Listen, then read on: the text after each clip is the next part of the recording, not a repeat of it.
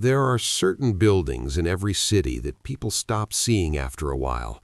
Not abandoned places, not landmarks, just practical, forgettable structures made of glass, concrete, and bad lighting.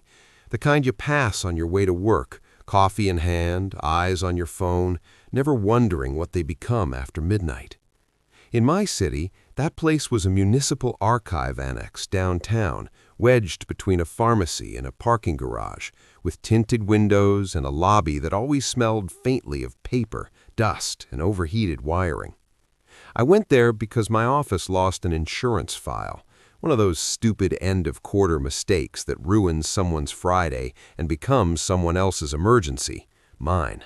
I was told the annex stayed open late for authorized pickups, so at 9:40 p.m., while most people were home reheating leftovers and watching whatever streaming series helped them forget the week, I was standing under a sickly white street lamp, badge in my pocket, staring at a revolving door that moved just a little too slowly, as if something heavier than air was passing through it. Inside, everything felt aggressively normal. Security desk, plastic potted plant, a digital directory with one dead pixel blinking in the corner.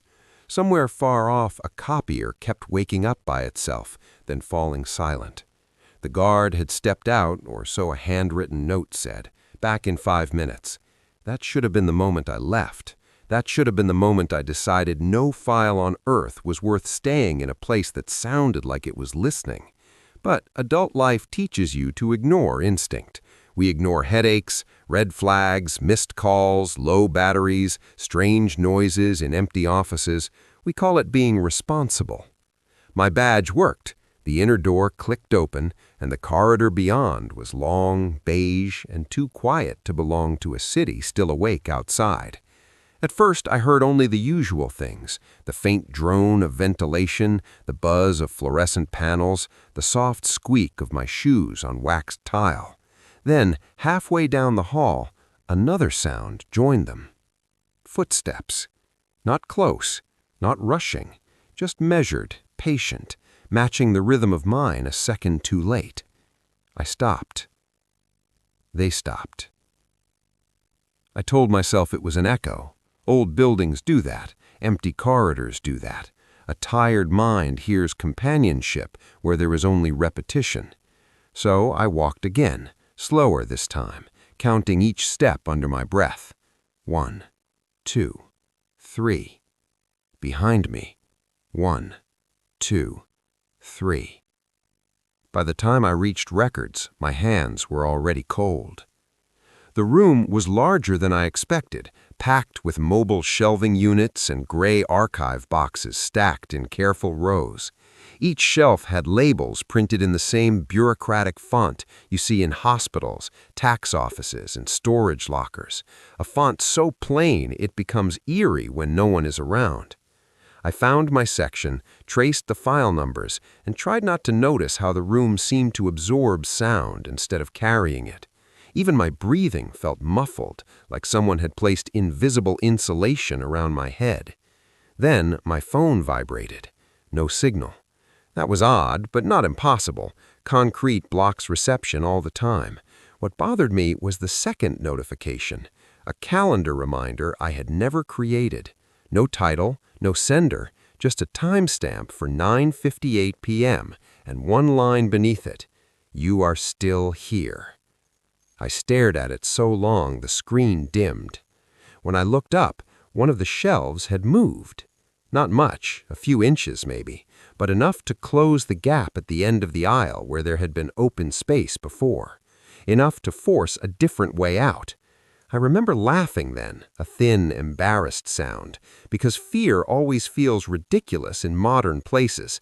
It feels childish to be frightened by key-card doors and office lighting and laminated safety notices.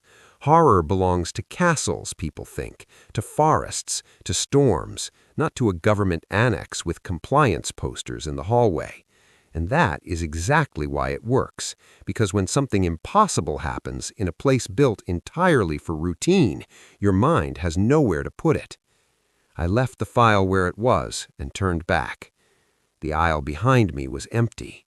Still, I had the unmistakable sensation that someone had just leaned out of view, not run, not hidden in panic, simply withdrawn, calmly, because they knew I had finally noticed them.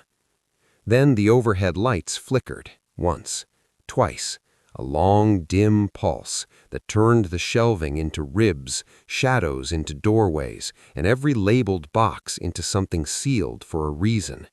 In that weak pulsing light, I saw a figure at the far end of the next aisle, tall, motionless, human only in the broadest possible sense. It wore no expression I could read, because where its face should have been, the light kept failing, and returning, and failing again. I did what everyone says they would never do in a horror story. I whispered hello. It wasn't bravery, it was denial. Civilized people speak first. We apologize when strangers brush against us in supermarkets.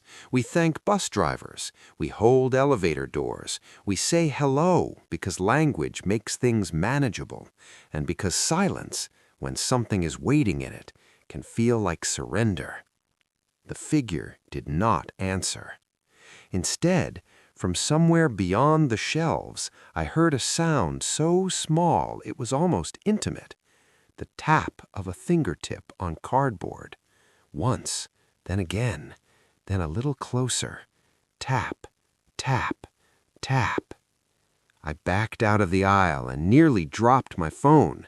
The screen lit on its own, camera open, front-facing, but it wasn't showing my face. It was showing the corridor behind me, and standing there, much closer than it had any right to be, was the same figure, blurred at the edges like a person reflected in disturbed water. I spun around. Nothing. When I looked back at the screen, it was gone. I left then, or tried to. The corridor outside records no longer led to the lobby.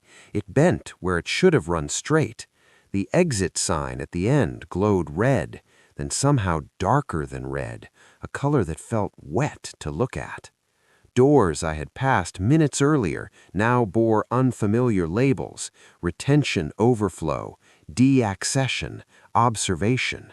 The last one stood slightly open, breathing out a draft so cold it smelled like winter coats, old pennies, and rain on asphalt. That was when I understood the worst part of fear. It isn't the idea that something is chasing you. It is the realization that something has made room for you, that somewhere in its design, in whatever patient and hidden logic governs it, there is already a place where your name fits. From the open room came the sound of office life, ordinary and impossible at once. Keyboard clicks, a desk chair rolling back, someone clearing their throat, papers being straightened into a neat stack. It sounded exactly like staying late at work, exactly like every evening when the city outside turns blue and reflective and people convince themselves that productivity is virtue. I knew, with a certainty deeper than reason, that if I looked inside, I would see a version of my life continuing there without interruption, and that it would never let me leave as the same person who entered. So I kept walking. The footsteps returned behind me, no longer matching mine. They had become independent now, deliberate, confident, a little faster each time I dared to glance back. The lights above began shutting off in sequence, not flickering, not failing, but choosing, one panel after another, snapping into darkness and drawing the shadow toward me as neatly as a zipper closing. When I finally saw the lobby doors ahead, I ran. My shoulder hit the push bar hard enough to bruise, and the night air outside felt so warm, so alive that I nearly cried. Cars moved through the intersection. Someone laughed across the street. A delivery cyclist cursed at a taxi. The ordinary world had never sounded so holy.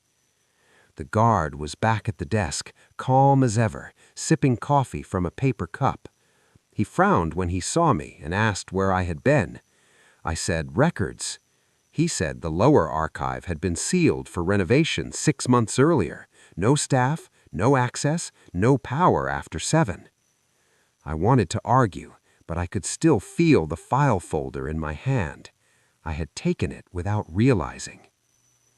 When I got home, I placed it on my kitchen table and stood there for a long time, keys still in my coat pocket, afraid to open it, more afraid not to. Inside was no insurance document, no claim form, no legal paper, just a stack of photocopied photographs, all taken in that building over the years. Employees, contractors, cleaners, night staff, each standing in different corridors, different rooms, all looking slightly off camera, as though someone had called to them from a place the photographer could not see. On the back of the final photo, in block letters, there was a date from the following week and my full name. I don't go downtown late anymore. I don't stay in office buildings after others leave. And whenever I pass a glossy lobby with mirrored glass and bright, welcoming lights, I feel that same old chill. Because modern places are the easiest to trust and the easiest to enter by mistake.